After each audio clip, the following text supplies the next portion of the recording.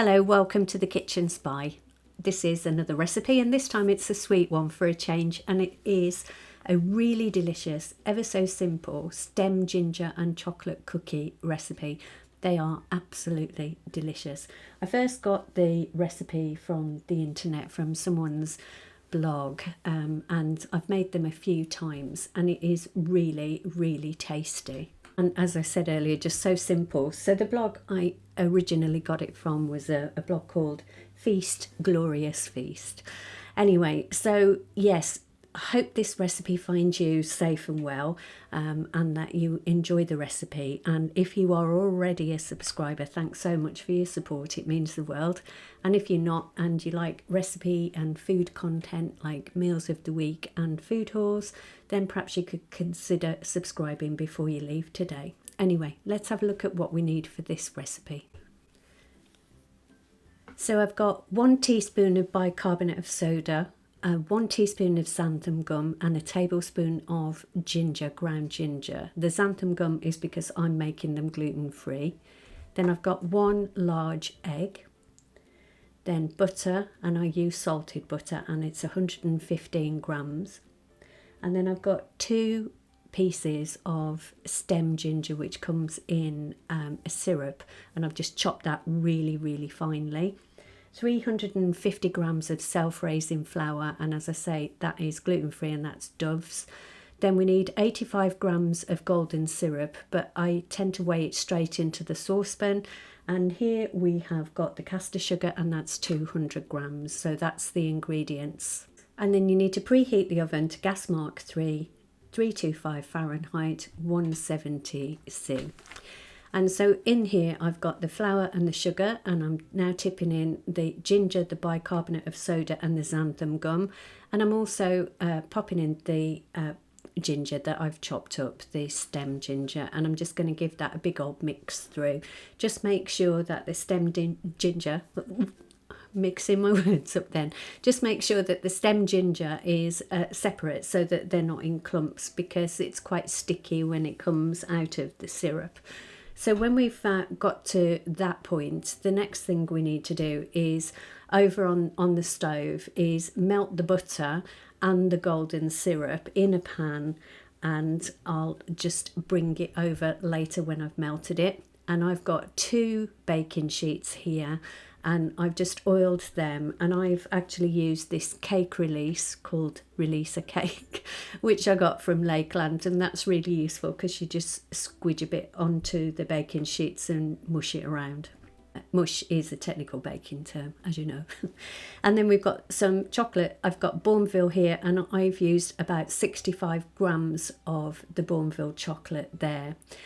And then once the butter and the golden syrup have melted, and we leave it to cool for a little while because we're going to put the egg straight into there, so obviously we don't want it to scramble, then we mix all of that together. Just make sure that you've got all of the egg yolk. The egg yolk, some of the egg yolk tends to stick to itself, so just be sure that you've got that all mixed in completely. And this is one of those recipes where you prepare, obviously, as you can see, the dry ingredients and the wet ingredients separately, and then we put them together.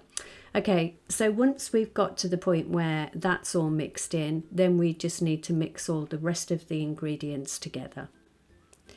So back with our bowl with the dry stuff in, we just need to mix the butter, golden syrup and egg mixture into that. And I just use a big spoon until it gets to the point where it's starting to form a dough. And then I go in with my hand to make sure that everything is mixed together. So as you can see here, just gently mixing to make sure everything is thoroughly combined. Then once you've got to that stage, you need to go in with your hands really and just knead the dough a little bit. You don't have to be too gentle. This is biscuit or cookie dough, so it's quite robust. And then we just need to make the cookies. So I've got gloves on here because I just feel more comfortable doing it with gloves on. I don't like getting my hands all sticky. And also it just seems a bit more hygienic, even though it's only going to be me and my husband who are eating these. So then when you get to the point where it's all mixed together, if you take about a large walnut size piece of dough and roll it into a ball and then just pop it on the tray.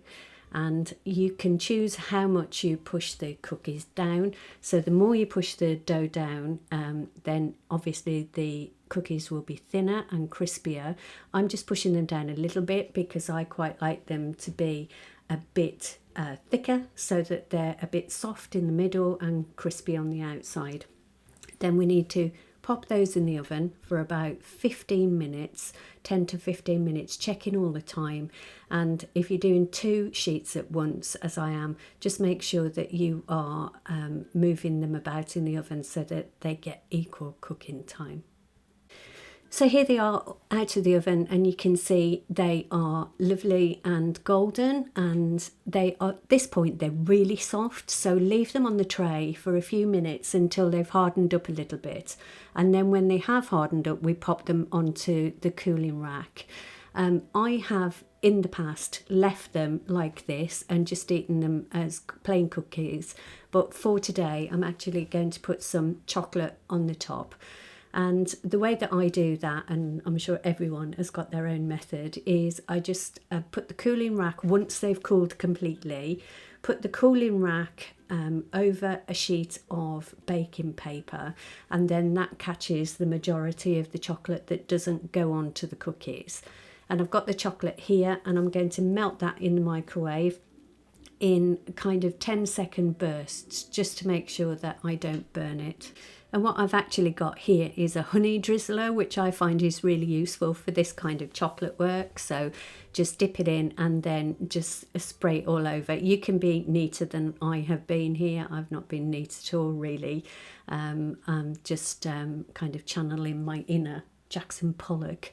And being a bit splashy and drippy about here. During this as well, I should have worn an apron because I got it all over my sweater. But never mind, it will come out.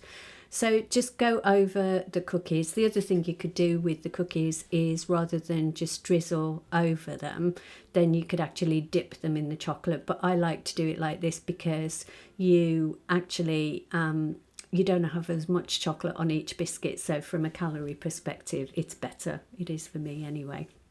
So make sure that you do that for all of the cookies and just go back over them if you feel like some of them need a little bit more chocolate, and then literally you just leave those to set, the chocolate to set, and then you are done. That's it. So easy.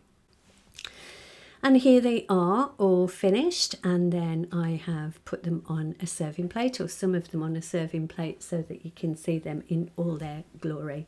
And they are really tasty biscuits. I even had one myself and I don't normally eat the sweet stuff. So each one of these cookies, so I made 18, and with the ingredients that we've got here, each one of these cookies came out at 204 calories each, and they are quite big. So I think that's not too bad at all. That's just like 2 Kit Kats. That's kind of how I work in things, you know, how many Kit Kats of calories can I get out of this? Anyway, so yeah, there you go. That's the recipe. I hope you enjoyed it. And here's a mighty fine sight, which is a biscuit tin full of cookies. Yeah, that's good. Gives me a warm feeling when I can see that that's there in the kitchen and we can use it whenever we want to. So that's it then, recipe over, really simple. And as I say, I got the recipe from a vlog, Feast Glorious Feast in the first instance. It wasn't a, not a vlog, a blog. It wasn't actually a gluten-free recipe, but I just converted it by using gluten-free flour and also xanthan gum, just to give the mixture a bit of stability. So if you do give it a go, please be sure to let me know what you think, and maybe send me a picture on Instagram or tag me on Instagram if you make them. And if you did enjoy the video, please give it a thumbs up, because that really does help my channel.